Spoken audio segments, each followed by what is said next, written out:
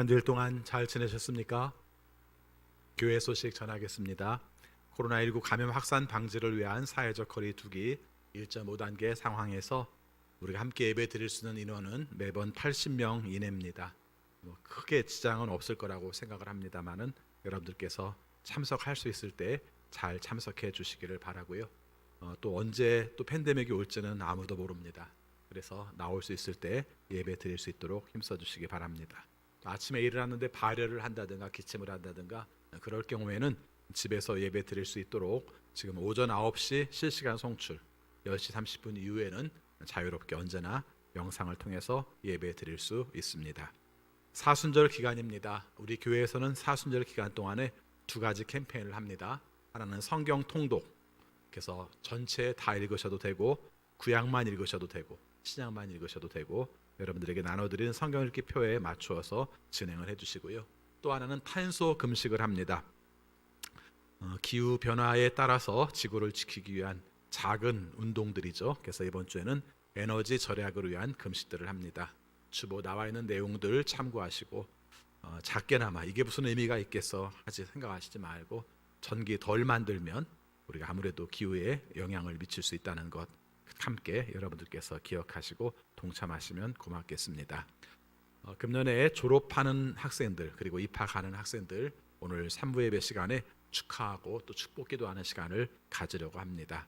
예년과 다르다, 우리 때는 안 했었는데 이렇게 생각하실지 모르겠는데 그때도 졸업식 때 방문해서 전달을 했었어요. 근데 금년에는 그 기간이 유행 기간이요, 3차 유행 기간이어서 전달을 못했는데 이번엔 좀 생각을 바꿔서 입학을 축하하는 의미에 좀 초점을 맞추면 좋겠다 이렇게 생각해서 이 자리에다가 모셔서 함께 축하해드리고 기도하는 시간을 가지려고 합니다. 새 학기 시작되는데 우리 자녀들이 믿음 가운데 잘 자랄 수 있도록 학교 적응 잘할 수 있도록 기도해 주시면 고맙겠습니다. 3월 3일 수요 예배 시간에 교사 헌신 예배를 드립니다. 우리 선생님들 많이 격려해 주시고 여러분 함께 참여해 주시기를 바라겠습니다. 다음 주 주일 3부 예배 후에 정기 직원회를 하려고 합니다. 교회 재정 교육기관 위원회 각 재정 보고를 3월 4일까지 교회 홈페이지 자료실에 올려주시면 고맙겠습니다. 오늘 커피 대접은 최혜선 권찰님, 이미라 권사님 자부입니다. 그리고 떡 대접은 홍영기 집사님이 지난번에 갑자기 혈당이 많이 올라가서 좀 위험한 순간에 있었는데 여러분들께서 전심으로 기도해 주셔서 잘 낫고 태어날 수 있었다고 여러분들에게 감사의 마음 담아서 떡 대접합니다. 여러분께서 기억하시고 위에 기도해 주시기 바랍니다. 그리고 작은 교회를 위한 코칭 네트워크 모임이 이번 주 금요일 날 우리 교회에서 모입니다. 안전하게 잘 진행될 수 있도록 여러분들께서 기도해 주시고 또 그 섬기시는 교회들이 주님이 원하시는 뜻대로 바로 설 수 있도록 기도해 주시면 고맙겠습니다. 우리 앞뒤 옆에 있는 믿음의 식구들과 함께 인사하겠습니다. 주님의 이름으로 사랑합니다. 주님의 이름으로 사랑합니다. 다시 한번 인사하겠습니다. 기쁨으로 예배드립시다. 다 같이 묵상 기도하심으로 주일 낮 예배 하나님께 드리겠습니다.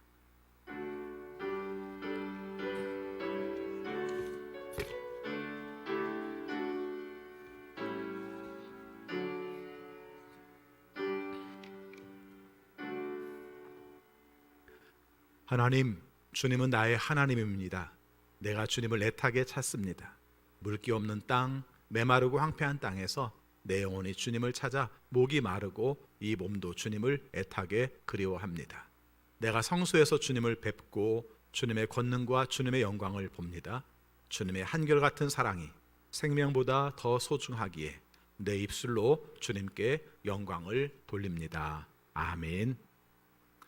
아버지 하나님, 저희들을 사랑하셔서 지난 한 주간 동안 주의 은혜 가운데 살게 하시고 오늘 거룩한 주일 주 앞에 나와 예배하게 하심을 진심으로 감사드립니다. 주님께 부름받은 저희들 영과 진리로 예배드리고 싶습니다. 성령으로 충만하게 하시고 하나님의 임재하심을 경험하며 주 앞에 나아갈 수 있는 우리 모두가 되게 하여 주옵소서. 주 뜻대로 살려고 노력하였지만 주님 앞에 섰을 때에 우리가 죄인임을 고백합니다. 우리의 죄를 용서하여 주시고 하나님의 은혜 가운데 새 마음으로 예배하게 하여 주옵소서. 예수 그리스도 이름으로 기원하옵나이다. 아멘. 다 같이 일어나셔서 경배 찬송 28장 하늘의 문을 여소서 이어서 부르시겠습니다.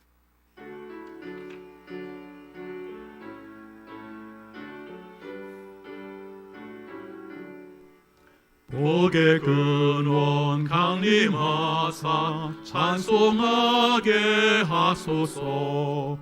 한량 없이 자비하심 증량할 길 없도다.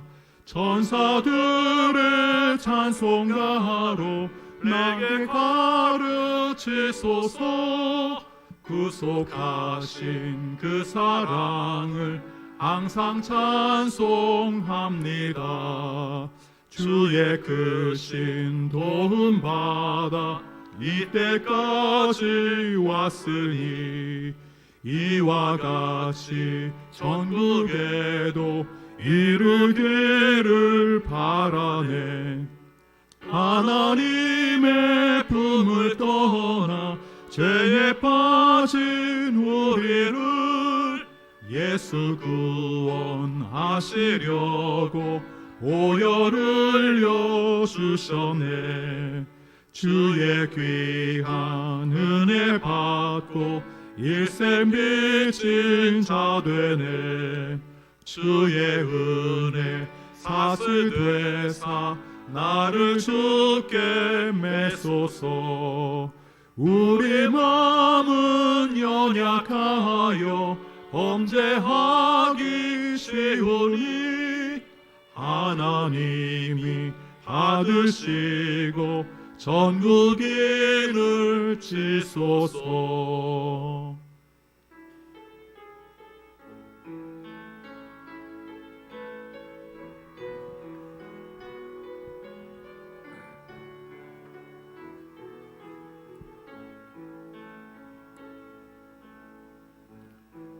하늘의 문을 여소서. 이곳을 주목하소서. 주를 향한 노래가 꺼지지 않으니 하늘을 열고 보소서. 이곳에 임재하소서. 주님을 기다립니다. 기도의 향기가 하늘에 닿으니 주여 임재하여 주소서. 이곳에 오셔서 이곳에 앉으소서. 이곳에서 드리는 예배를 받으소서. 주님의 이름만이 오직 주의 이름만 이곳에 있습니다. 이곳에 오셔서 이곳에 앉으소서. 이곳에서 드리는 예배를 받으소서. 주님의 이름만이 오직 주의 이름만 이곳에 있습니다. 하늘의 문을 여소서. 하늘의 문을 여소서. 이곳을 주목하소서. 주를 향한 노래가 꺼지지 않으니 하늘을 열고 보소서. 이곳에 임재하소서. 주님을 기다립니다. 기도의 향기가 하늘에 닿으니 주여 임재하여 주소서. 이곳에 오셔서 이곳에 앉으소서. 이곳에서 드리는 예배를 받으소서. 주님의 이름이 주님의 이름만이 오직 주의 이름만 이곳에 있습니다. 이곳에 오셔서 이곳에 앉으소서. 이곳에서 드리는 예배를 받으소서. 주님의 이름만이 오직 주의 이름만 이곳에 있습니다. 아멘. 사도신경으로 우리의 신앙을 고백하겠습니다. 나는 전능하신 아버지 하나님 천지의 창조주를 믿습니다. 나는 그의 유일하신 아들 우리 주 예수 그리스도를 믿습니다. 그는 성령으로 잉태되어 동정녀 마리아에게서 나시고 본디오 빌라도에게 고난을 받아 십자가에 못 박혀 죽으시고 장사된 지 사흘 만에 죽은 자 가운데에서 다시 살아나셨으며 하늘에 오르시어 전능하신 아버지 하나님 우편에 앉아 계시다가 거기로부터 살아있는 자와 죽은 자를 심판하러 오십니다. 나는 성령을 믿으며 거룩한 공교회와 성도의 교제와 죄를 용서받는 것과 몸의 부활과 영생을 믿습니다. 아멘. 자리에 앉으시기 바랍니다. 이 시간 함께 기도하실 때에 정미숙 권사님 기도 인도하시겠습니다.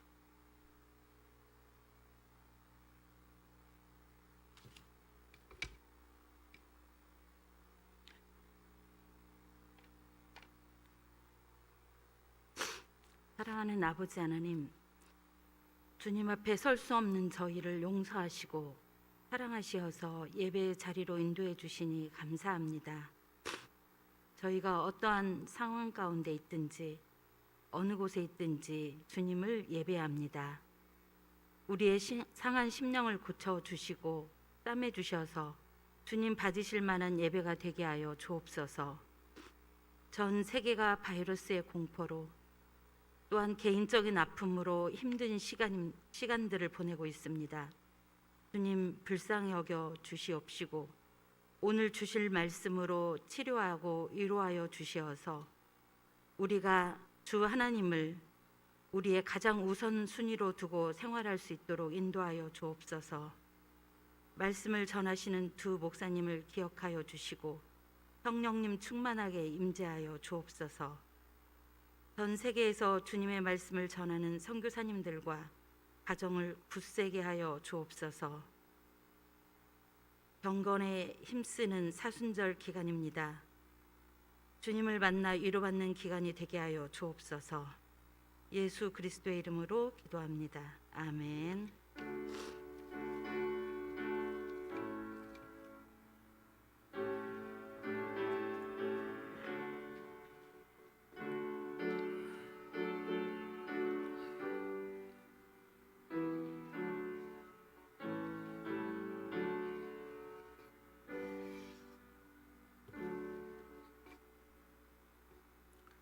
하나님 말씀 신약성경 마가복음 8장 31절부터 38절까지 봉독하겠습니다. 신약성경 마가복음 8장 31절입니다. 그리고 예수께서는 인자가 반드시 많은 고난을 받고 장로들과 대제사장들과 율법학자들에게 배척을 받아 죽임을 당하고 나서 사흘 후에 살아나야 한다는 것을 그들에게 가르치기 시작하셨다. 예수께서 드러내놓고 이 말씀을 하시니 베드로가 예수를 바싹 잡아당기고 그에게 항의하였다. 그러나 예수께서는 돌아서서 제자들을 보시고 베드로를 꾸짖어 말씀하셨다. 사탄아, 내 뒤로 물러가라. 너는 하나님의 일을 생각하지 않고 사람의 일만 생각하는구나. 그리고 예수께서 제자들과 함께 무리를 불러놓고 그에게 말씀하셨다. 나를 따라오려고 하는 사람은 자기를 부인하고 자기 십자가를 지고 나를 따라오너라. 누구든지 제 목숨을 구하고자 하는 사람은 잃을 것이요 누구든지 나와 복음을 위하여 제 목숨을 잃는 사람은 구할 것이다. 사람이 온 세상을 얻고도 제 목숨을 잃으면 무슨 이득이 있겠느냐? 사람이 제 목숨을 되찾는 대가로 무엇을 내놓겠느냐? 음란하고 죄가 많은 이 세대에서 누구든지 나와 내 말을 부끄럽게 여기면 인자도 자기 아버지의 영광에 쌓여 거룩한 천사들을 거느리고 올 때에 그를 부끄럽게 여길 것이다. 아멘. 거룩한 주일 주 앞에 나와 예배하시는 여러분 모두에게 하나님의 크신 은혜와 사랑이 함께 하시기를 축원합니다. 지금 사순절 절기를 맞이하고 있습니다. 사순절 절기는 쉽게 말하면 예수님께서 십자가의 길을 걸어 예루살렘을 향해서 가고 있는 과정입니다. 그래서 오늘 함께 읽고 있는 말씀, 변화산상의 말씀 뒤에 지금 나오고 있는 말씀, 예수님께서 오늘 제자들과 하신 말씀이 이제 십자가의 길을 향해서 가고 있는 말씀이다. 이렇게 우리가 이해하면 좋을 것입니다. 특별히 오늘 말씀에서 중요한 대목이 하나가 있습니다. 오늘 말씀 앞부분에 보면은 예수님께서 제자들에게 물어보십니다. 예루살렘 가는 길에 그 중요한 분기점에 제자들에게 물어보십니다. 뭐라고 물어보시냐면은 너희들은 나를 누구라고 하느냐 이렇게 물어보십니다. 마가복음은 대답이 이렇게 나옵니다. 예수님은 그리스도십니다 라고 얘기를 합니다. 예수는 그리스도시다. 이 고백을 들은 다음에 예수님께서 말씀을 하십니다. 우리 성경에는 가르치기 시작하셨다 이렇게 말을 하지만 개역 개정판 성경에서는 비로소 가르치기 시작하셨다, 비로소라는 단어를 더 쓰고 있습니다. 왜 그러냐면은 아까 말씀드린 예수님은 그리스도입니다라는 제자들의 고백이 있고 나서 예수님 입장에서는 그 고백을 듣고 나서 그때부터 오히려 예수님께서 십자가의 길을 갈 것이라는 말씀을 하셨습니다. 오늘 31절 말씀을 보면 여러 가지 이야기가 나옵니다마는 예수님께서 어떤 길을 가셔야 되는지를 대표적으로 말한 말씀을 우리가 기록하고 있습니다. 31절 말씀 같이 읽습니다. 그리고 예수께서는 인자가 반드시 많은 고난을 받고 장로들과 대제사장들과 율법학자들에게 배척을 받아 죽임을 당하고 나서 사흘 후에 살아나야 한다는 것을 그들에게 가르치기 시작하셨다 이렇게 말을 합니다. 세 가지로 요약하면 고난, 그 다음에 죽음, 그리고 사흘 후에 부활, 이렇게 세 가지로 말씀을 할 수 있습니다. 배척을 그냥 고난에다가 같이 넣어도 될 것 같습니다. 그러나 그 배척당한 부분도 소홀히 여길 수는 없습니다. 뒷부분에서 그 부분도 말씀을 드리도록 하겠습니다.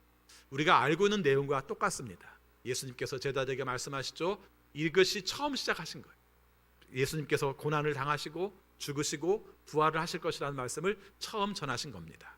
이제 십자가의 길을 향해 간다는 것을 분명히 말씀을 하셨어요. 지금 우리가 가는 길은, 예루살렘을 가는 것은 우리는 죽으러 간다, 이렇게 예수님께서 말씀을 하신 겁니다. 자, 이 선언에 대해서 베드로는 어떤 반응을 보였는가가 오늘 말씀에서 중요한 내용입니다. 32절 말씀 같이 읽겠습니다. 예수께서 드러내놓고 이 말씀을 하시니 베드로가 예수를 바싹 잡아당기고 그에게 항의하였다, 이렇게 짤막하게 나와요. 그런데 짤막하게 나오는데 여기는 그 느낌을 좀 살려야 돼요. 그 말에 쓰는 단어의 어감이라든가 그 상태의 분위기 같은 것, 이런 것들을 좀 헤아려야 베드로가 예수님께 어떻게 했는지를 알 수가 있습니다.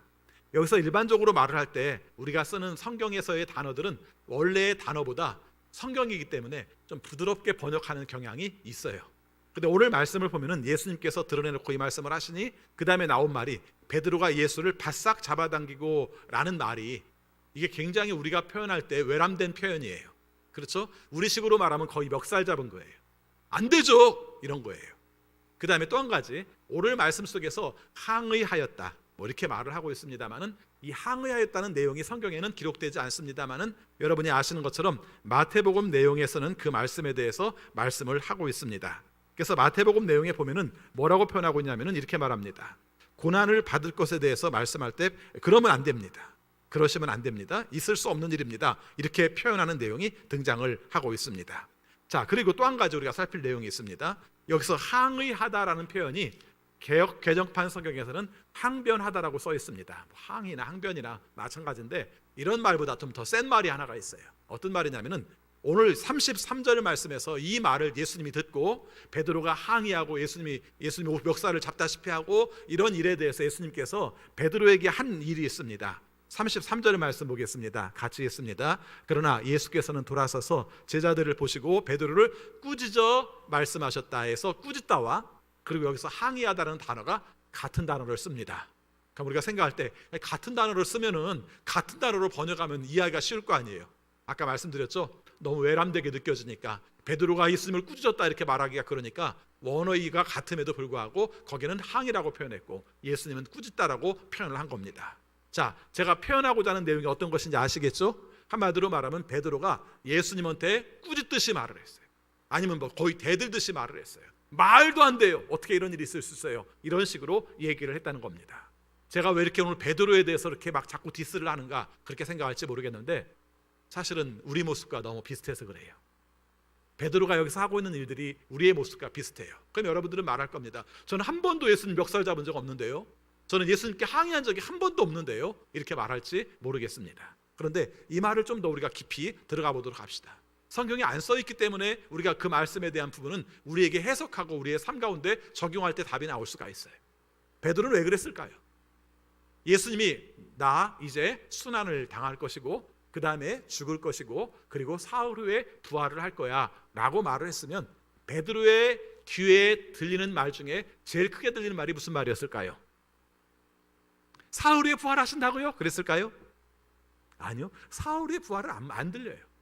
뭐가 들렸을까요? 죽음이 들리는 거죠. 죽음. 예수님이 죽으신다고 말을 하는 거예요. 이 예수님이 죽으신다는 말에 대해서 사도 베드로가 격하게 반응을 한 거예요. 그럼 왜 사도 베드로가 예수님이 죽으신다는 것에도 격하게 반응을 했을까? 생각해보면 인지상정이에요. 내가 따르던 예수님이 죽으신대요. 나이도 별로 안 되는데, 그렇죠? 33살밖에 안 되는데.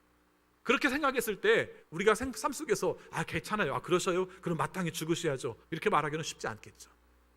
사회의 저명 인사들이 우리가 나이가 드셔서 세상을 떠날 때 그 양반이 갑자기 그냥 죽는 게 아니라 대개는 한 3년 혹은 5년, 한 6년 이 정도를 앓다가 세상을 떠나세요. 그때는 별말 없다가 그냥 그렇게 하다가 그분이 돌아가시면 우리는 그렇게 그분을 추모합니다. 큰 별이 졌습니다. 이제 우리는 어른이 없는 세상에 살게 되었습니다. 이렇게 말을 해요. 그렇죠? 우리가 안타깝게 여겨요. 그분의 그림자가 우리에게 굉장히 좋은 그늘을 만들어 주었는데 이런 얘기를 해요.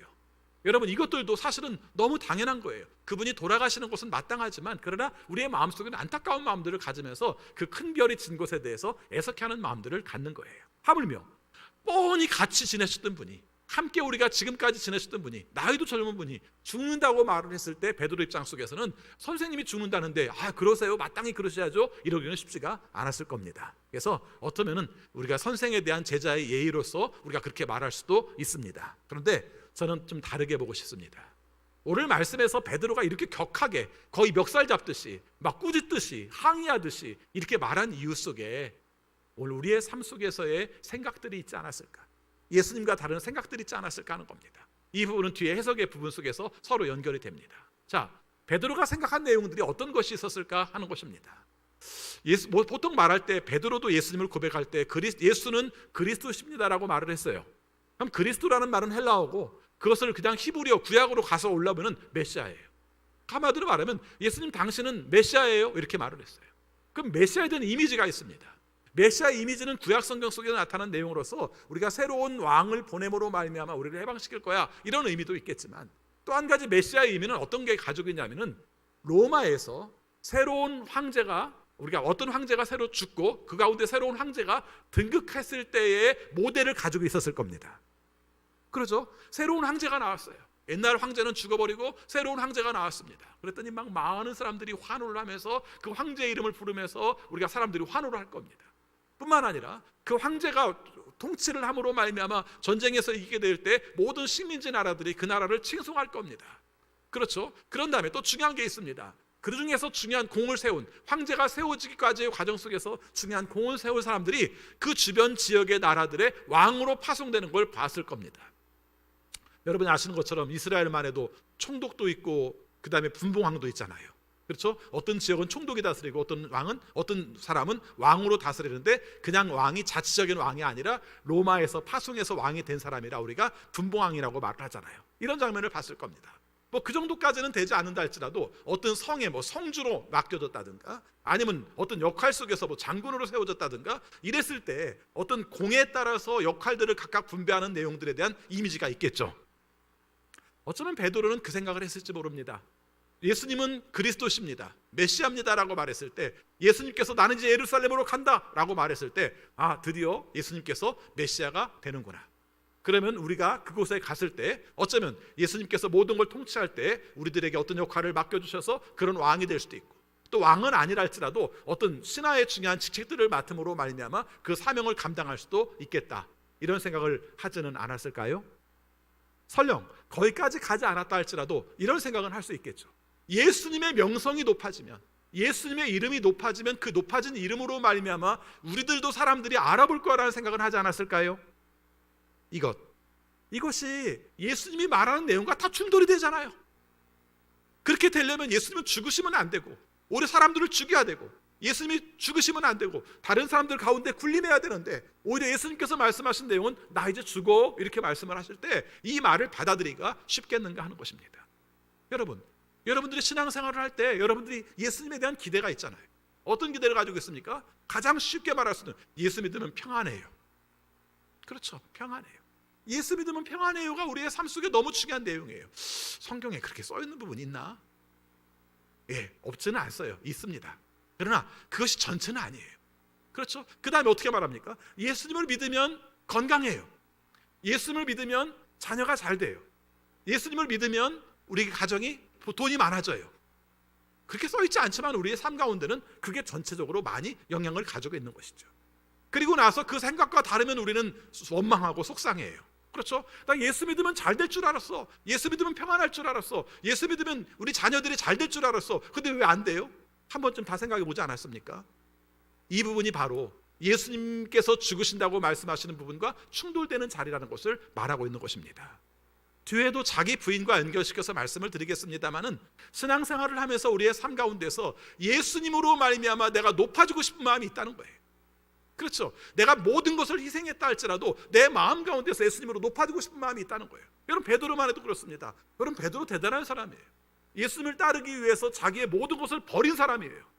그렇죠? 이미 앞에서 살폈잖아요. 그물을 버렸다고 말했잖아요. 그리고 이 부분보다 조금 뒤에 나오긴 합니다만은, 예수님께서 베드로에게 말합니다. 네가 나를 모른다고 말할 거야, 이렇게 말하니까 베드로가 뭐라고 하면, 아니요, 예수님 감옥 가시면 저 감옥 갈 겁니다.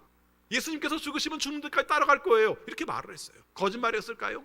저는 그 사실이었다고 생각합니다. 버린 것도 맞고 감옥에 따라가겠다는 것도 맞고 죽은 자의 자리까지도 따라가겠다고 한 말이 저는 틀리지 않다고 생각합니다. 거짓이 아니라고 생각합니다. 그런데요, 오늘 우리의 삶 가운데에서 그렇게 내가 모든 것을 쏟아부었다고 생각하면 그것으로 말미암아 내 가치와 내 기대는 더 커요. 내가 생각하고자 하는 내용들은 더 큽니다. 여러분, 쉽게 그냥 교회 생활에서만 생각해도 마찬가지입니다. 여러분, 교회 안에서 내가 어떤 중요한 역할들을 감당하고 헌금을 많이 하고 사람들을 잘 전도하고 사람들을 잘 돌보는 역할을 할수록 내 말이 안 먹혀 들어가면 신경질 나요. 안 그런가요? 예, 안 그러시면 여러분들은 대단한 신앙을 가지고 있는 것이고, 오늘 말씀하신 예수님이 말씀하신 자기 부인과 자기 십자가를 지고 예수님을 따른 사람들이에요. 목사님, 어떻게 하나 단적 가지고 얘기해요? 아니요, 단적인 게 아니라 사람이 다 그렇게 돼 있어요. 아니, 교회는 그만두고 가정도 마찬가지입니다. 여러분, 몇 남매가 있는 가정 속에서요, 그 중에서 더 잘하는 자녀가 있잖아요. 그렇죠? 그 잘하는 자녀가 다른 사람들에게도 잘하고 부모님에게도 잘합니다만은, 그런데 어느 사이엔가 알게 모르게 좌지우지 영향력을 미치고 있잖아요. 그렇게 안 하려면 굉장히 극도로 노력을 해야 됩니다. 그렇죠? 다른 사람들의 마음까지 헤아려야 되고 부모의 마음까지 헤아릴 때만 그렇게 안 할 수가 있는 거예요. 나도 모르게 뭔가 내가 열심히 했다는 것 자체가 다른 사람들에게 내가 드러나고 싶은 존재, 그것이 어디까지 갈 수 있다는 겁니까? 예수님에게까지 갈 수가 있다는 거예요. 오늘 우리의 삶 가운데서 저는 이 말씀을 어떻게 적용할까를 생각해 봤습니다. 제가 생각해 봤더니 아주 극단적인 제가 전제를 가지고 논리를 하나 만들어 봤습니다. 혹시 내가 예수님의 이름으로 높아지려고 하는 건 아닌가? 예수님의 이름으로 내가 괜찮은 목회를 하고 있다는 것을 보여주고 싶지는 않을까? 저 그거 안 하려고 되게 노력해요. 사람들한테도 그렇게 하고 내가 삶 가운데서 조금이라도 내가 자랑하는 듯한 느낌을 안 들려고 되게 노력해요, 사실은. 그런데 가끔씩 발견되는 내 모습에서 그렇지 않은 모습이 있어요. 다른 사람한테 말을 안 할 뿐이고 여러분들에게 말을 안 할 뿐이지 내 내면 속에는 그런 모습이 있어요. 제가 부끄럽지만 고백을 할게요. 지난 2월 중순이었나요? 지방회를 했어요.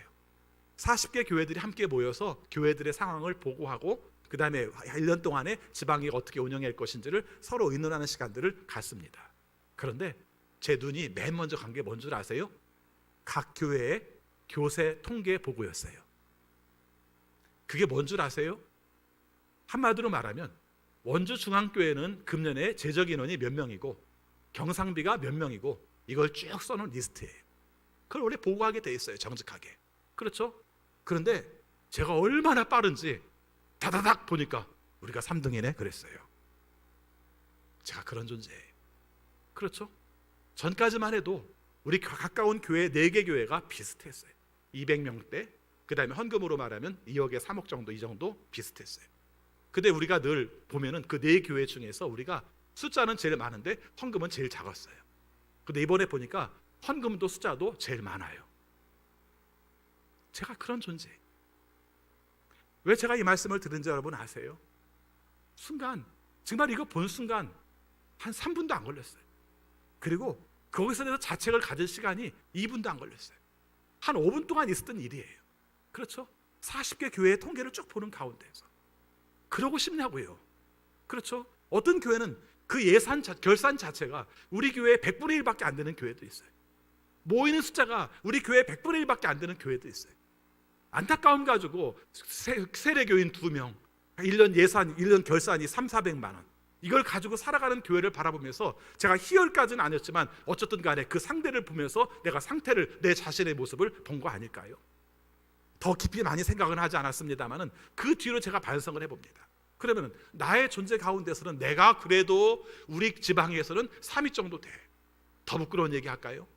2위와 3위가 숫자가 별로 차이가 안 나더라고요. 이제 그 내용을 보면서 와, 우리 교회가 조금만 하면 2위도 될 수 있겠는데 그랬어요. 혼자 마음속으로 이 얘기 안 해도 돼요. 근데 제가 이 말을 하는 이유 중 하나가, 우리 뭐 하는 사람들이에요?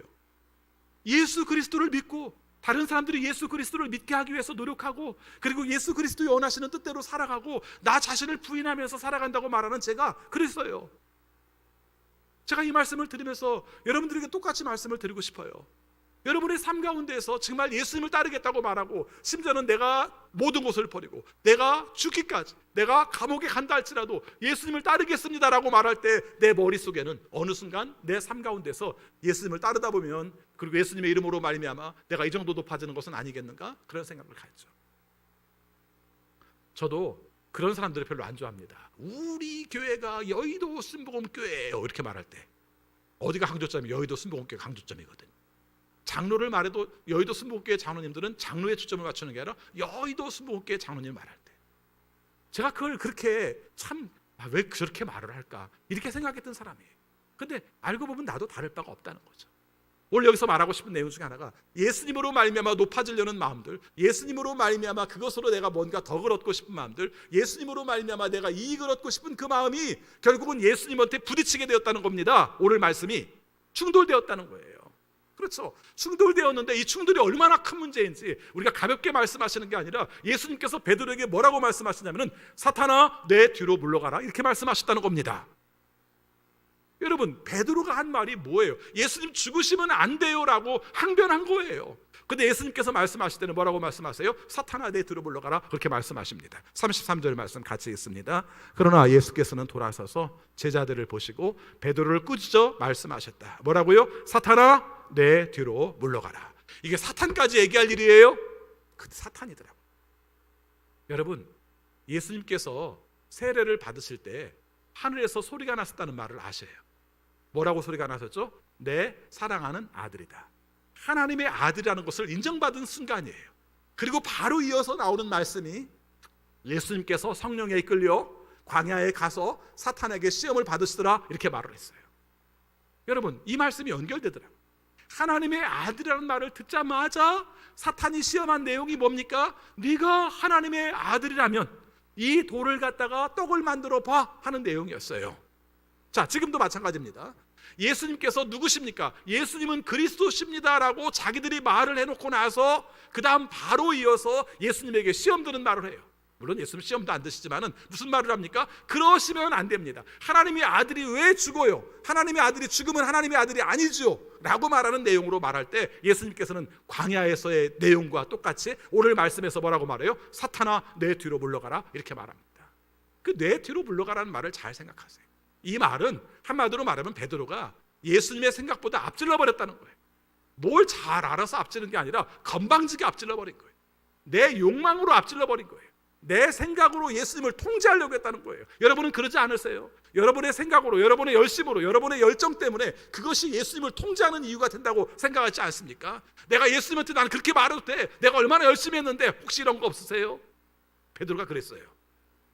이 일에 대해서 예수님이 해석을 하셨습니다. 뭐라고 해석하셨습니까? 거기 33절 후반부, 너는 같이 있습니다. 너는 하나님의 일을 생각하지 않고 사람의 일만 생각하는구나, 이렇게 말씀하십니다. 하나님의 일, 사람의 일.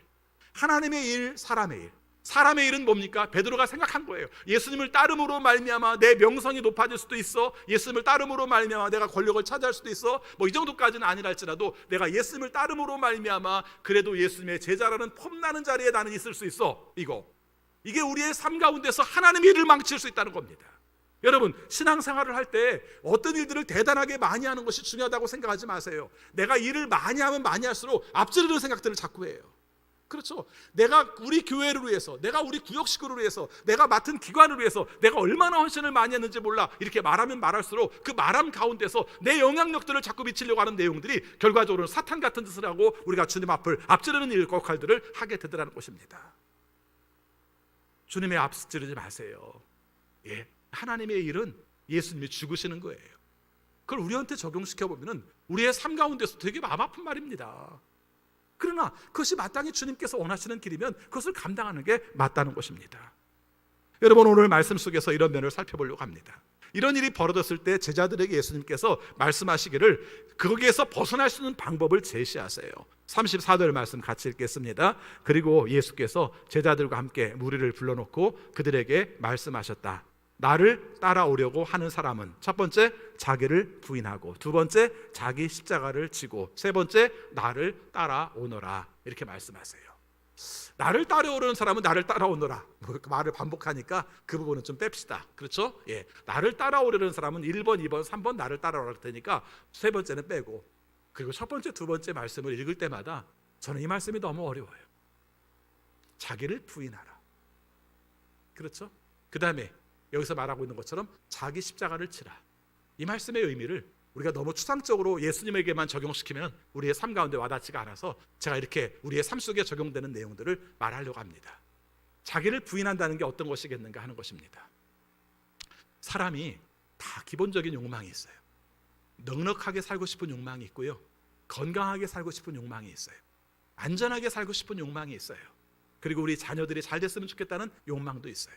그걸 누가 나쁘다고 하겠습니까? 내 삶 가운데서 기본적인 욕망이에요.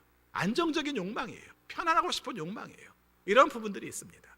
그런데 이것이 언제나 우리의 삶 가운데서 어느 순간 보면은 나도 모르게 그 삶 속에서 내 것으로 만들고 싶고, 내 영향력을 미치고 싶고, 내 이익을 추구하고 싶고, 그러므로 말미암아 다른 것이 안 보이는 자리로 가게 되더라는 것입니다. 여러분, 기본적인 욕구라고 말하는 것과 욕망이라고 말하는 것, 욕심이라고 말하는 차이가 별로 없어요. 그렇죠? 내 삶 가운데서 주님이 원하시는 뜻을 따라 살아갈 때마다 내가 예수님을 앞서려고 하지 않고 주님을 따르려는 마음을 가질 때 자기를 부인할 수 있어요. 어떤 삶 가운데서도 주님이 원하시는 뜻을 따를 때 나를 드러내지 않으려고 그냥 겸손한 척하는 거 되는 거 아니에요. 그게 훈련으로 되는 것도 아니고 내 삶 가운데서 주님을 전적으로 의지하고 주님께서 원하시는 모습으로 따르려고 할 때만 가능해요. 그게 자기 부인입니다. 우리 기독교는 그 금욕적인 이야기를 하는 것을 별로 좋아하지 않기 때문에 이 말씀들을 그렇게 해석하는 경향이 있습니다만은 아니에요. 금욕적인 얘기 아니에요. 금욕적인 얘기가 아니라 주님으로 큰 가치를 가져서 주님이 원하시는 뜻으로 뜻을 따라서 내 생각들을 거기에다가 굴복시키는 게 바로 자기 부인이에요. 내 삶 속에서 어떤 형편에 처해 있든지 간에 주님께서 원하시는 뜻대로 살으려고 할 때 내 욕심들이 사라질 수 있고 하나님이 원하시는 것보다 앞서지 않을 수 있다는 것이죠. 내 기대라는 게 다 있잖아요. 근데 내 기대가 있는 것 자체를 주님 앞에서 잠재우세요. 아, 내가 이렇게 살고 싶지만 이게 내 뜻대로 되지 않는구나. 주님께서 원하시는 뜻을 따라 살아야지. 이 마음을 인정하세요. 거기서 자기 부인이 시작되는 겁니다. 여러분, 또 한 가지, 자기 십자가라는 말입니다. 이 자기 십자가라는 말도 어려워요. 예수님께서 십자가를 지신 것처럼 우리도 주님을 위해서 십자가를 집시다, 이렇게 말을 하는데 엄격히 말하면 여러분이 주님을 위해서 십자가 질 일은 없습니다. 주님이 여러분을 위해서 십자가를 지셨지 여러분이 주님을 위해서 십자가 지실 일은 없어요. 조금 근접하게 생각을 해본다면 주님의 이름을 부인하지 않기 위해서 여러분들이 순교를 당한다든가 박해를 당한다든가 손해를 볼 수는 있죠. 그런데 여러분, 이 말씀을 우리의 삶 가운데서 굉장히 현실적으로 그냥 봅시다. 내 삶 속에 자기 십자가가 뭘까? 예수님의 십자가라고 생각하지 말고 내 십자가라고 생각을 하세요. 근데 내 십자가를 질 때 내 것으로 알고 그대로 사는 것을 말을 하는 겁니다. 제가 생각을 해봤어요. 내 십자가는 뭘까? 이렇게 생각을 해봤습니다. 가만히 생각하니까 내 성격이 내 십자가더라고요. 그렇죠? 참지 못하는 성격, 분노하는 성격, 그 성격이 바로 내 모습이더라고요. 진짜 내가 진정으로 이 부분을 하나 잘 감당하고 살아야 되는데 잘 안 돼요. 그래서 우리가 지고 사는 겁니다. 그렇죠? 내가 성질을 냈다가 다른 사람에게 나에게 뭐라고 할 때 보면은 그걸 내 것으로 받아들이세요. 아, 그렇지, 내가 성질을 내서 내가 저 사람에게 저 말을 듣고 있구나. 아, 내 십자가가 드러나 버렸네. 이렇게 생각을 하세요. 성질만 그런 게 아니라 사실은 내가 가지고 있는 재능도, 갖지 못한 재능도, 내가 뭘 잘하는 것도, 내가 못하는 것도 내 십자가더라고요. 그렇죠? 내 삶 가운데에서 뭘 잘하고 싶은데 안 돼요. 여러분, 그런 경우 없지 않습니까? 있지 않습니까? 발버둥을 쳐도 안 돼요. 하나님께서 원하시는 사명인 줄 알고 목회를 시작했으니까 이 역할을 감당하면 다 잘 될 줄 알았어요. 근데 안 되는 것도 있어요. 그럴 때 느끼는 것이 내 십자가로 인정을 하라는 겁니다. 그렇죠? 이게 왜 안 되는지 다른 사람 탓하지 말고, 왜 안 되는지 우리가 책망하지 말고 자책하지 말고 스스로 감당을 하라는 거예요. 여러분, 재능만 그런 게 아니더라고요. 내 건강이 내 십자가라고 생각해 본 적도 있으시죠? 맞아요. 그것도 감당을 하세요. 주님의 도우심을 구하되 때로 내 삶 가운데서 내가 버거울 만큼 힘들 때도 이게 내 십자가인 줄 알고 감당을 하세요. 그러면 아무 의미가 없잖아요. 아니요, 그거 쉬운 거 아니에요. 그거마저도 내가 스스로 질고 하나님께서 원하시는 뜻대로 감당하는 게 필요해요. 그런데 이 문제가 더 명확하게 나타나는 자리가 있어요. 어느 자리인 줄 아세요? 자식이에요. 자식. 자식이 십자가라고 생각해 본 적은 있으시죠? 없으세요? 여러분들은 여러분의 자녀들이 다 십자가가 아니라 영광의 면류관들이었습니까? 그런데 이 말씀을 적용해 보니까 너무 쉬워요. 여러분, 자식이 부끄러울 때도 있어요. 그런데 다른 사람들은 그 사람을 바라보면서 아유, 저 부모는 저 자식을 낳고 어떻게 살고 살까? 얼마나 부끄러울까? 창피할까? 그래서 못 살 것 같은 마음을 갖지만 부모는 어떻습니까? 그래도 살아야 해요. 그리고 오히려 그 자녀를 위해서 우리는 감당하며 살고 있어요. 하물며 굉장히 마음 아픈 얘기입니다만 그러나 현실적인 이야기인데, 그 자녀가 장애를 가지고 있어요. 그 자녀가 아파요. 이랬을 때 삶 가운데서 내가 짊어져야 되는 그 부분, 이게 바로 자기 십자가예요. 내가 마땅히 걸머지고 내가 책임을 지고 어떤 경우를 할지라도 내가 감당해야 한다는 그 생각들을 가지고 사는 거예요. 뭐 신앙의 얘기가 아니라 우리의 삶 속의 고난의 얘기네요. 예, 그렇게 들려도 좋습니다. 그런데 한 가지 놓치지 말아야 될 것은, 주님께서 우리의 삶 가운데서 지라고 말할 부분들을 회피하려고 하지 말고, 다른 사람한테 핑계대려고 하지 말고, 내 삶 속에서 그것을 감당하는 과정 속에서 하나님이 원하시는 뜻들을 이루면서 살아갈 수가 있다는 것입니다. 특별히 자녀에 관계된 부분 속에서 이 십자가의 부분들을 잘 감당을 하도록 하세요. 내가 너만 아니었으면, 이 말 이제는 하지 마세요. 그렇죠? 그게 뭐 가정이 됩니까? 안 되는 거지. 우리의 삶 속에 어차피 끝까지 걸머지고 가야 될 문제고, 그것으로 위해서 사명을 감당하는 거예요. 또 한 가지, 우리의 삶 속에 바라보면은 내 성격과 그 다음에 내 가족만의 문제가 아니라 내 삶 속에서 십자가의 범위는 넓어져요. 여러분, 교회 안에서도 그렇지 않습니까? 함께 모인 공동체 안에서 특별히 그분이 구역을 맡으셨다면 구역을 맡은 가운데서도 되게 힘들게 느껴지는 분이 있어요. 그렇죠? 자식이라면 자식이기 때문에 감당한다고 하지만 구역에서는 구역은 바꿀 수도 있는데 하필이면 내 구역에 그런 존재가 많아. 힘들 때 있지 않습니까? 다행히 우리 교회에서는 그런 말을 한 분을 제가 못 들었는데 밖에서는 그런 말들을 하시더라고요. 그런 분들이 계시더라고요. 뭐라고요? 목사님, 구역이 그렇게 많은데 그중에서 제일 골치 아픈 사람들만 왜 저한테 묶어주시나, 이런 얘기. 그때 우리가 해야 될 말은 자기 십자가라고 받아들이시라는 겁니다. 신앙이 그거예요.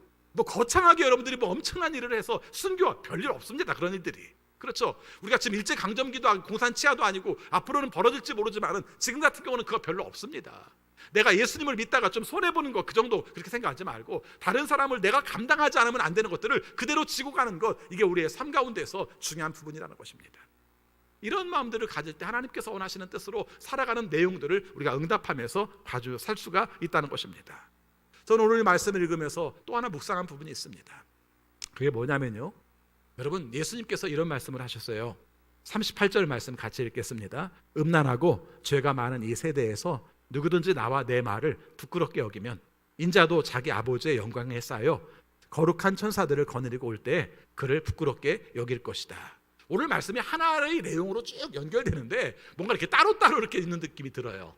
맨 마지막에 보면은 너희들 나로 말미암아 내 말로 말미암아 나를 부끄러워하면 너희들 하나님께서 이 땅에 다시 내가 오게 할 때 너희들 내가 부끄러워할 거야, 이렇게 말씀을 하셨어요. 왜 이 말을 하셨을까 생각을 해봤어요.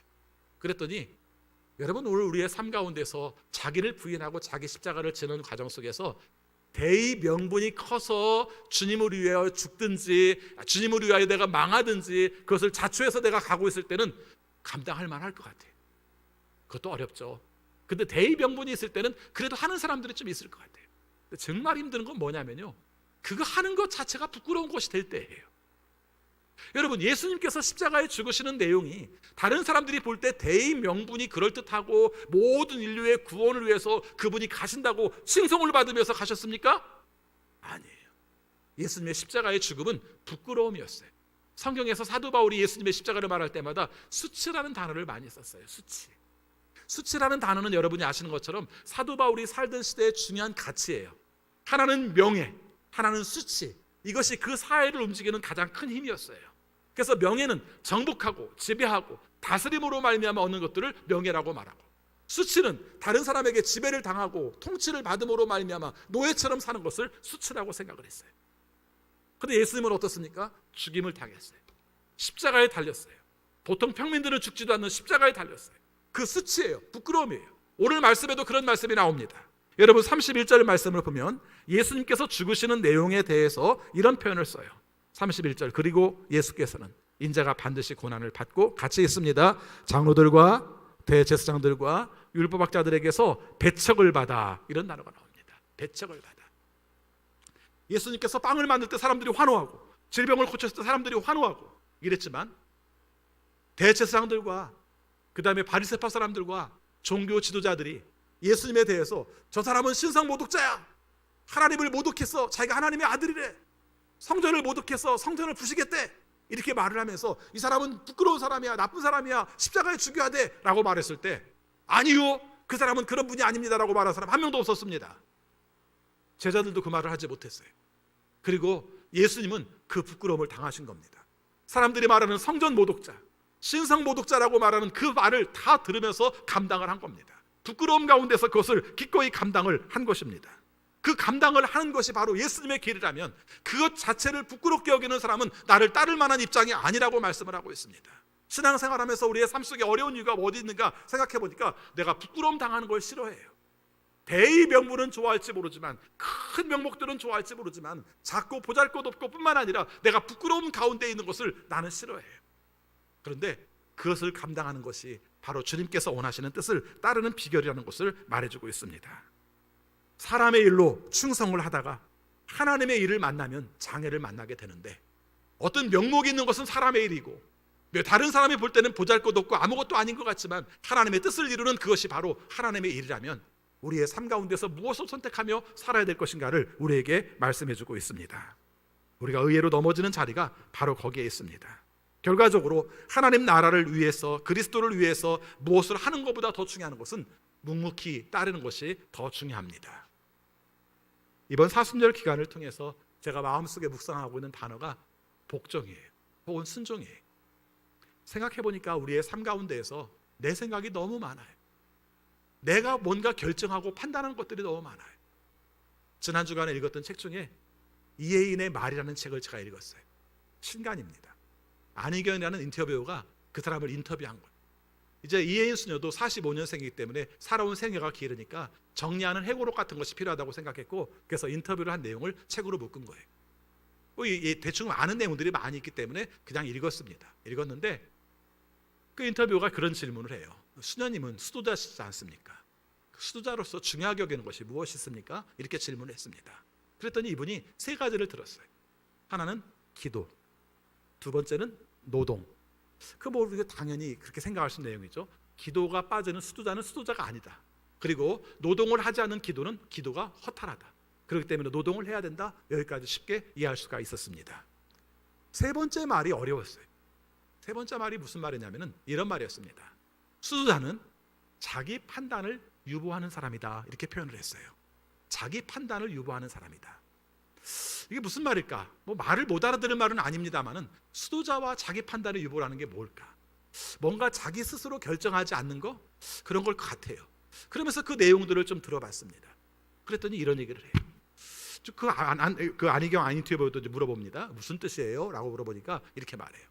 며칠 전에 자기보다 한참 어린 수녀가 어느 날 갑자기 밥을 먹으려고 하는데 이애인 수녀한테 와가지고 막 신경질 내고 막 삿대질하면서 자기한테 막 뭐라고 하고 갔다는 겁니다. 아무리 수녀원 세계라도 그렇지, 그렇죠? 그 어린 것이 버르장머리 없이, 뭐 수녀원도 여러분이 아시겠습니다만은 그런 어린 사람들에 대한 훈련이 굉장히 강합니다. 근데 그렇게 한 거예요. 너무 기가 막히기도 하고 당황스럽기도 하고 말도 안 되는 일이기도 하고 그런 마음이 생긴 거예요. 그럼 우리는 보통 어떻게 합니까? 너 이리 와봐. 네가 버르장머리 없이 어떻게 나한테 이럴 수가 있어? 네가 나한테 뭘 생각하고 있는지 모르지만 어떻게 일방적으로 이렇게 말할 수 있어? 이렇게 말할 수 있는데 그때 자기 판단에 유보를 하는 겁니다. 그렇게 얘기를 하더라고요. 자기 판단에 유보를 하는 거죠. 좀 마음이 아팠대요. 자기도 힘들고, 그렇죠? 제가 왜 저럴까? 내가 뭘 잘못한 게 있는가? 돌아보기도 하고. 근데 왜 나한테 이렇게 말했을까? 이런 생각도 들었답니다. 그러나 자기 판단에 유보를 했대요. 그리고 나서 3일쯤 지났는데 그 젊은 수녀가 오더니 수녀님 잘못했습니다. 제가 그때 오해를 했습니다. 수녀님으로 말미암아 이런 문제가 생긴 줄 알고 제가 이런 말씀을 드렸었는데 그게 아니라는 걸 알았습니다. 잘못했습니다. 그랬다는 겁니다. 그때에도 그 봐 이렇게 말하지 않고 알았다. 그러면 내가 그렇게 알을게. 그러고 끝났다는 겁니다. 그래서 그 사이에 있어서 이 마음의 생각들을 표현을 하는 거예요. 그때 만약에 내가 그 문제에 대해서 화내듯이 따지듯이 그랬다면 내가 옳은 것은 밝혀졌을지 모르지만은 내 감정도 이미 상태가 좋지 않았고 그 사람의 화났던 그 마음도 달랠 수가 없었다는 것이죠. 나 때문에 그런 건 아니지만 그 사람이 화난 것을 풀어준 것은 내 판단을 유보할 때 가능했던 것이고, 그리고 또 한 가지는 그 사람이 사과를 하러 왔을 때도 그때도 지적하면서 말하지 않고 내가 알았다고 함으로 말미암아 그 사람이 아무렇고 부끄러움 없이 돌아갈 수 있는 마음들을 얻게 되었다, 이 말을 하더라고요. 굉장히 많이 생각했어요. 내 삶 가운데에서 정말 내가 스스로 판단함으로 말미암아 잘못된 경우가 얼마나 많은가. 내 스스로 판단하는 내용들이 결국 뭐예요? 내 이익, 내 입장, 내가 부끄럽다는 거. 이거 여러분, 의외로 우리 크리스찬들이 하나님의 일을 해나가는 과정 속에서 정말 잘못하는 일 중에 하나가 뭔 줄 아세요? 부끄러운 걸 굉장히 싫어해요. 부끄러운 걸 못 견뎌해요. 근데 오늘 예수님께서 말씀하신 키워드가 뭐라고요? 나와 내 말로 말미암아 부끄러워하는 자는 내가 너희들에게 다시 나타났을 때 나가 너희를 부끄러워할 것이다 라고 말씀하신 이 부끄러움의 키워드가 우리의 삶 속에 있어야겠더라고요. 그럴 때 내용이 뭡니까? 자기 판단의 유보가 필요해요. 그렇죠? 이게 옳은가 이게 그른가, 내가 증명할 것인가 증명하지 않을 것인가. 심지어는 하나님과의 관계 속에서도 내가 뭔 큰 것을 이뤘다는 실적으로 말하려고 하지 말고 그분을 묵묵히 따름 가운데서 살펴보라는 것입니다. 다시 한번 강조하고 싶은 게 있습니다. 여러분의 삶 가운데서 뭔가 큰 것을 이루고 싶고 뭔가 큰 영향력을 미치고 싶고 특별히 교회 안에서 주님을 위해서 뭔가 큰 헌신을 하고 싶다고 생각할수록 이 부분을 꼭 기억하시기 바랍니다. 이것이 잘못하면은 예수님을 앞지르는 길이고 사탄의 역할이고 하나님의 일을 생각하지 못하는 길이라는 것을 말해주고 있습니다. 사순절 절기는 그거 하는 기간입니다. 여러분의 삶 가운데에서 주님이 원하시는 자기 부인과 자기 십자가를 지고, 특별히 아까 제가 말했던 자기 결심에 자기 판단의 유보에 대한 단어를 한번 좀 묵상해 보세요. 그래서 어떤 경우를 할지라도 주님의 뜻을 따를 때 순종함으로 사명을 감당할 수 있는 우리 모두가 되시기를 바라겠습니다. 기도하겠습니다. 아버지, 주님을 따른다고 말하면서도 내가 모든 것을 다 버리고 내가 어떤 경우를 향해 간다고 할지라도 그 가운데서도 우리의 삶 가운데 내 생각이 따로 있고 내가 추구하고 싶은 것이 따로 있고 또 그로 말미암아 얻고 싶은 영향력과 명성이 있었음을 주 앞에 고백합니다. 언제 어떤 경우를 할지라도 주님의 일에 내가 판단하지 않게 하시고 주님께서 원하시는 길을 묵묵히 따라갈 수 있도록 인도하여 주옵소서. 내 상태, 내 감정을 믿지 말고 그것으로 말미암아 판단하지 말고 그것을 우리가 미뤄둠으로 말미암아 주님께서 원하시는 뜻을 새겨볼 수 있도록 인도하여 주옵소서. 내가 감당할 수밖에 없는 사람이 있습니다. 그 사람을 보면서도 부끄러워 여기지 않고 그것을 기꺼이 감당하게 하여 주옵소서. 그것이 자녀가 되었든, 그것이 우리 성도가 되었든, 그것이 우리 사회가 되었든 마땅히 내가 감당할 것으로 알아서, 그것을 부끄럽게 여기지 않아서, 그것을 마치 감당할 수 있는 십자가로 알아서 하나님의 뜻을 이루어 나갈 수 있는 우리 모두가 되게 하여 주옵소서.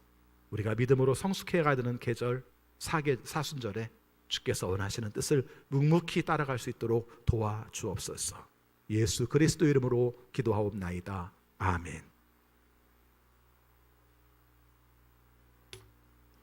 찬송가 341장 부르시면서 봉헌하시겠습니다.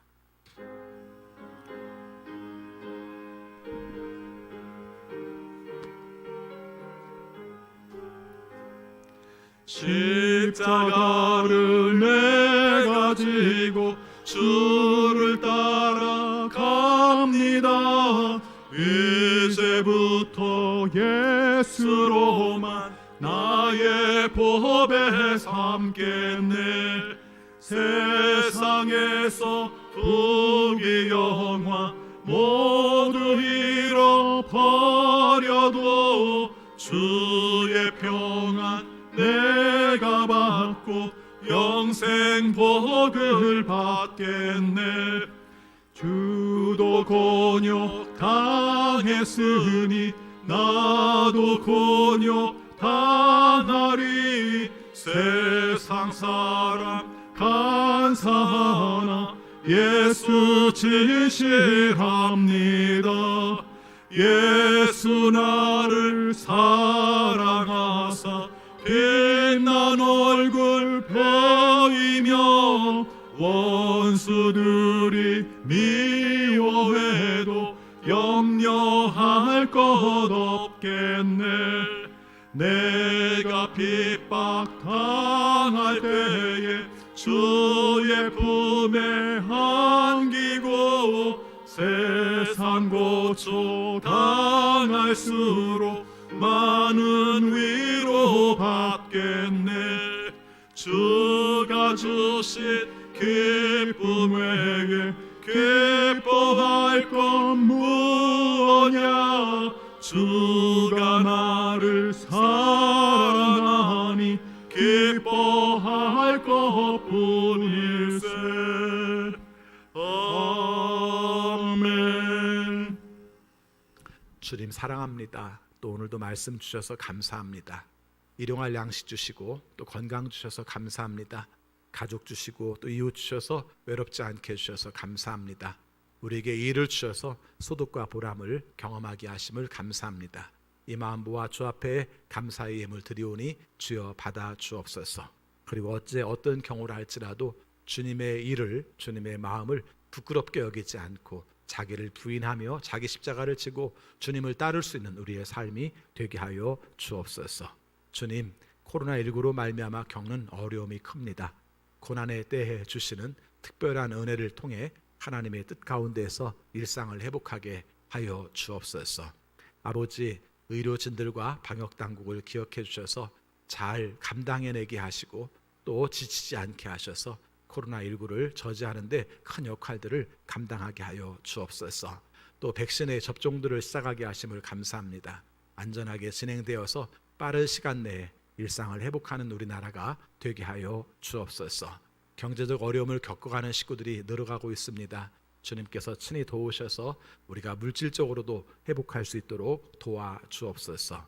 선교지에서 사명을 감당하는 선교사님들을 기억해 주셔서 힘들고 어려운 시기 겪고 있지만 주님의 도우심도 경험하고 하나님의 복음을 통해 사명을 감당할 수 있는 우리 선교사님들이 되게 하여 주옵소서. 우리보다 열악한 환경 속에서 그분들과 동행하고 그분들에게 복음을 전할 때 열매를 맺을 수 있도록 인도하여 주옵소서. 우리 중에 질병으로 고생하는 식구들이 있습니다. 수술 후에 회복기에 있는 식구들, 그리고 새로운 치료를 위해 입원하여 또 우리가 고투를 힘든 시간들을 보내야 될 성도들 기억해 주셔서 주님의 도우심으로 잘 극복해낼 수 있도록 인도하여 주옵소서. 마음의 아픔을 치유하는 식구들도 있습니다. 우리가 몸의 재활을 위하여 치료하는 식구들도 있습니다. 주님께서 도우셔서 회복하여 일어설 수 있도록 인도하여 주옵소서. 어린 자녀들 중에서도 장기적인 치료를 받고 있는 자녀들이 있습니다. 면역력 좋아지게 하시고 또 혈소판 잘 생성되게 하여 주시고 성장의 과정 속에 도우시는 하나님의 은혜를 입을 수 있는 우리 자녀들이 되게 하여 주옵소서. 이번 주부터 학생들이 학교에 등교하게 됩니다. 입학하게 됩니다. 주님께서 지혜 주시고 감당할 수 있는 능력 주시고 안전하게 지켜주셔서 학교의 생활이 평화롭게 이루어지게 하여 주옵소서. 앞길을 위하여 기도하는 자녀들을 기억하여 주옵소서. 진학을 위하여, 또 취업을 위하여, 또 공부모 감당을 위하여, 그리고 결혼을 위하여 기도할 때마다 주께서 도우시는 은혜를 경험하게 하여 주옵소서. 새롭게 건축하는 가정, 또 새로운 진로를 위해서 노력하는 가정 다 기억해 주셔서 주의 뜻으로 앞길들을 열어가게 하여 주옵소서. 우리 대한민국을 기억하여 주옵소서. 힘들고 어려운 시기를 겪고 있지만 그래도 주님께서 주는 은혜가 얼마나 큰가를 우리는 잘 알고 있습니다. 서로 사랑하고 서로 신뢰하고 서로 포용할 수 있어서 하나님의 뜻을 이룰 수 있는 우리나라, 하나님께 오랫동안 쓰임받는 대한민국이 되게 하여 주옵소서. 세상을 향해 나갑니다. 우리가 사는 그곳에서 하나님의 은혜를 경험하게 하시고 언제나 하나님과 동행하여 주님이 원하시는 뜻을 펼칠 수 있는 한 주간의 삶이 되게 하여 주옵소서. 특별히 오늘 어린이들을 가르치는, 청소년들을 가르치는 선생님들을 기억해 주셔서 열정 뜨겁게 하시고 성령 충만하게 하시고 한 영혼의 소중함을 알아 온전한 가르침을 전할 수 있는 시간이 되게 하여 주옵소서. 예수 그리스도 이름으로 기도하옵나이다. 아멘.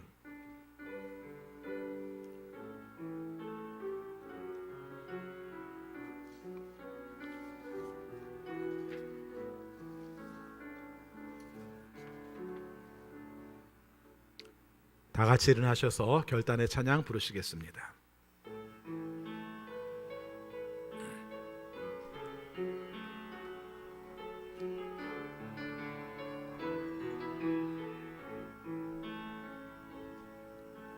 주님 다시 오실 때까지 나는 이 길을 가리라. 좁은 길 나의 십자가 지고 나의 가는 이 길 끝에서 나는 주님을 보리라. 영광의 내 주님 나를 맞아 주시리. 주님 다시 오실 때까지 나는 일어나 달려가리라. 주의 영광 온 땅 덮을 때 나는 일어나 노래하리. 내 사모하는 주님 온 세상 구주시라. 내 사모하는 주님 영광의 왕이시라.